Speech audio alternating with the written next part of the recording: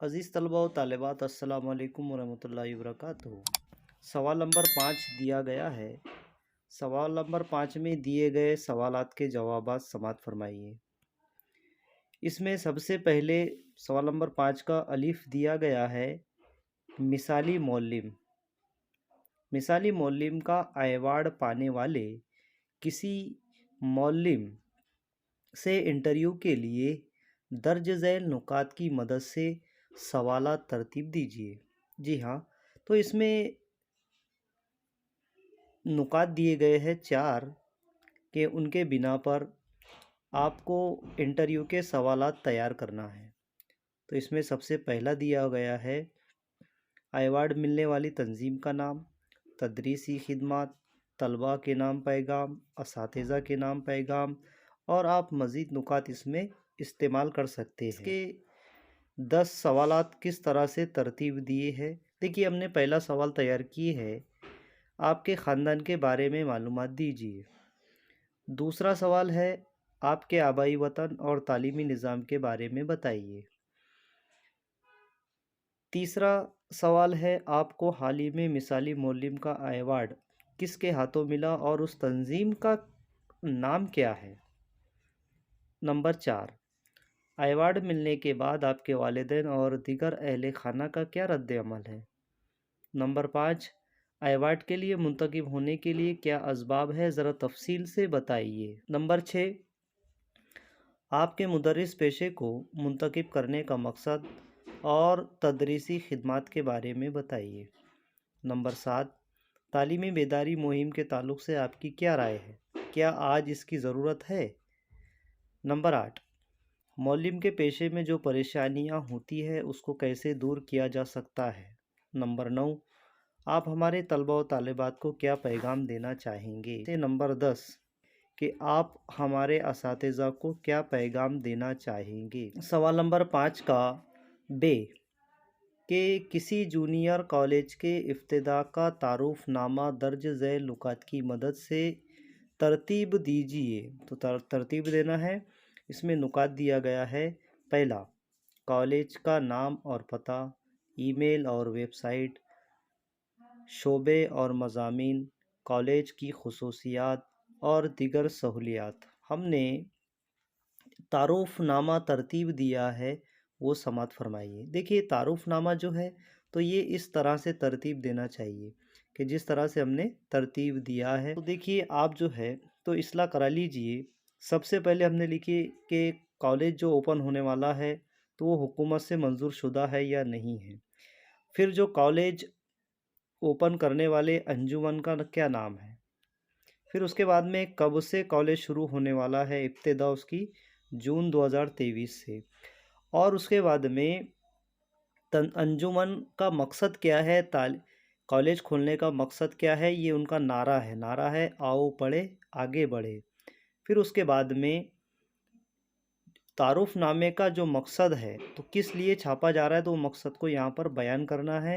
ये बयान किए हमने कि आपके शहर में Jawahar Urdu junior science college की इब्तिदा के अंजुमन के ओहदेदारों के नाम, अंजुमन के ओहदेदारों के नाम भी इस पर मुख्तसर दर्ज हो, जैसे कि अंजुमन के जो है तो सदर कौन है, नायब सदर का नाम, फिर उनके मेंबरान, ये मेंबरों के नाम।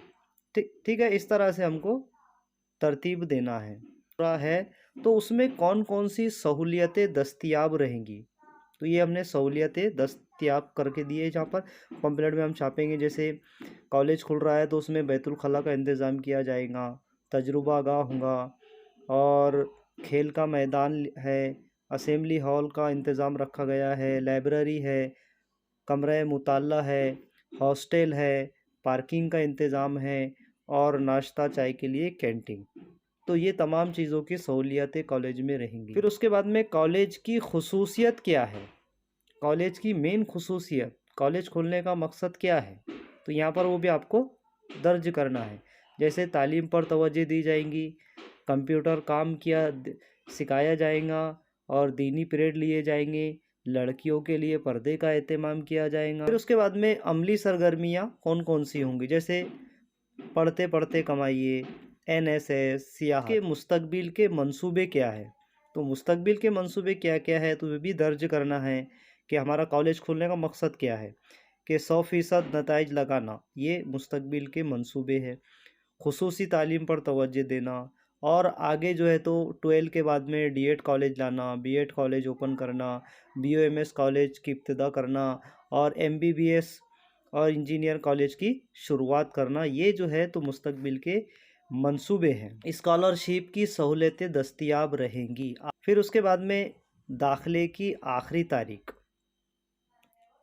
26 जून 2023 तक आखिरी तारीख रहेंगी। राब्ता करें। अब राब्ता किससे करना है एडमिशन के लिए, यहाँ पर उनका हकीमी ताबिश साहब का जो है तो यहाँ पर मोबाइल नंबर दिया गया है। कॉलेज का पता क्या है, तो यहाँ पर हमने पता भी लिए है, औरंगाबाद रोड, नज़द टीचर कॉलोनी, आतिफ मंजिल, बुल्ढाना। फिर उसके बाद में ईमेल भी दिया गया है, ईमेल से भी आप कांटेक्ट कर सकते हैं। वेबसाइट पे जो है तो कॉलेज की तमाम मुकम्मल मालूमात पढ़ सकते हैं। तो इस तरह से जो है तो तारुफनामा तरतीब देना चाहिए, तो ये तारुफनामा हमने तैयार किया है। सवाल नंबर 5 का जी में सवाल दिया गया है कि आपके कॉलेज में मुनक़िदा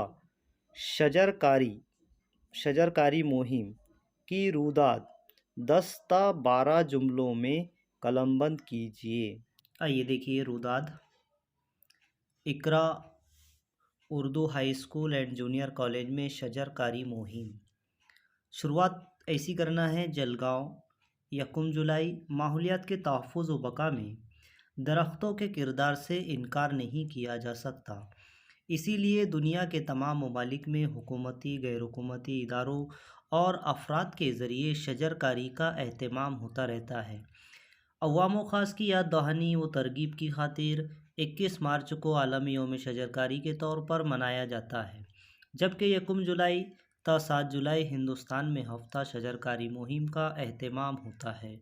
इसी सिलसिले में बातारीख 1 जुलाई 2019 Iqra Urdu high school and junior college में एक जलसा बराए आगाज़ शजरकारी मुहिम के तौर पर मुनक्किद हुआ, जिसमें तलबा, सरपरस्त हजरात और हर आम व ख़ास को शिरकत की दावत दी गई, ताकि शजरकारी के पैगाम को हर समाज में हर सतह तक पहुँचाया जाए। जलसे की सदारत के फ़राइज़ इदारा हाजा की रोए रवा मोहतरम अब्दुल करीम सालर साहब ने अंजाम दिए। प्रोग्राम का आगाज़ रिवायत के मुताबिक कलाम मजीद से हुआ। हेड मास्टर साहब ने तारुफ़ी व इस्तकबालिया कलमात पेश किए। मोहम्मद हारून सर ने अगराज़ व मकासिद बयान किए। तलबा व तालिबात ने माहौलियात और दरख्तों के तहफ़्फ़ुज़ व बक़ा के उन्वान पर तकारीरें और गीत पेश किए और शजरकारी की अहमियत को बड़े ही दिलनशीन अंदाज में वाज़े किया। मोहतरम अब्दुल गफ़्फ़ार मलिक साहब ने इस किस्म के प्रोग्राम के मकसद पर रोशनी डालते हुए फरमाया कि इससे वो लोग भी बखूबी वाकिफ़ हो जाते हैं जो शजर और शजरकारी की अहमियत व अफादियत से नावल्द होते हैं या गफलत का इजहार करते हैं।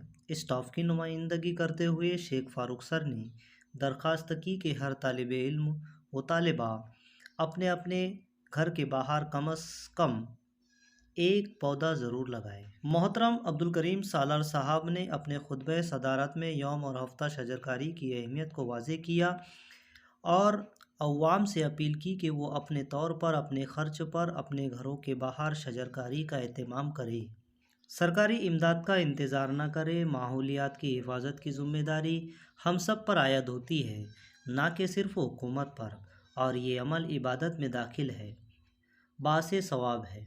इसीलिए इसी के साथ आपने स्कूल के इर्द गिर्द की बस्तियों में सैकड़ों पौधे लगाने का ऐलान किया और स्कूल के मैदान में अपने हाथों से 3 पौधे लगाए।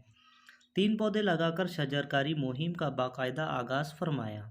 आखिर में असलम शेख सर के इज़हार तशक्कुर से इस बामकसद जलसे का इख्तिताम हुआ। याद रहे कि इस जलसे में अमजद खान सर ने निज़ामत की ज़िम्मेदारियाँ बाहुस्न खूबी निभाई। सवाल नंबर 5 का दाल। सैलाब से होने वाली तबाहकारियों से मुतालिक फ़ीचर तहरीर कीजिए। अब फ़ीचर कैसा लिखा जाता है, तो देखिए फ़ीचर दिया हुआ है। उत्तराखंड में सैलाब ने मचाई धूम।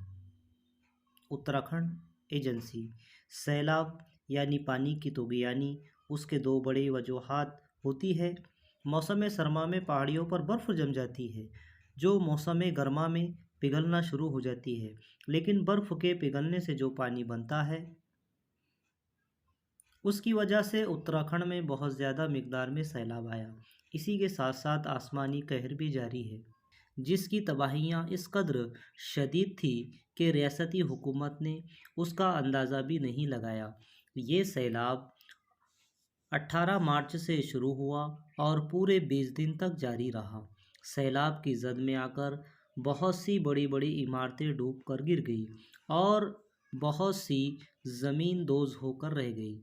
हल्के फुल्के और छोटे छोटे मकानात का कोई ठिकाना नहीं रहा और लोगों के घर उजड़ गए, रास्ते बंद हो गए, बिजली का 2 माह तक कोई इंतज़ाम ना हो सका, लोगों को खाने पीने की चीज़ें नहीं मिल रही थी। हज़ारों लोगों को अपनी जान की बाजी लगानी पड़ी और हज़ारों लोग मौत के घाट उतर गए। न्यूज़ चैनल के मुताबिक हुकूमत ने सैलाब की जद में आने वालों के लिए रेस्क्यू टीम के ज़रिए बहुत से लोगों को महफूज जगह ले जाया गया और छतों पर मौजूद लोगों को खाना मुहैया किया गया। कुदरत का ऐसा कहर आज तक किसी आँख ने नहीं देखा और ना ही किसी कान ने ऐसी खबर सुनी है। तो इस तरह से हमने क्वेश्चन नंबर 5 का अलीफ, बे, जीम और दाल चारों भी क्वेश्चन जो है तो हमने समाप्त फरमाए हैं। ये जवाबिया पर्चे में कुछ थोड़ी बहुत तौर पर जो है तो हर तालिबे इल्म जो है तो फ़ीचर जो है तो सबके मुख्तलिफ़ होते हैं, हर तालिबे इल्म के मुख्तलिफ़ होंगे। ये सिर्फ़ हमने जो है आपको तो देखने के लिए ये वीडियो जो है तो बनाया है। इसी तरह से तमाम तलबा व तालिबात के इंटरव्यू के क्वेश्चन भी अलग लिखे होंगे, लेकिन सही जो है तो हमने ये लिख का तरीका बताया है। तो इसी तरह से तारुफ़नामा कैसा तरतीब दिया जाता है, वो भी हमने आपको बताया।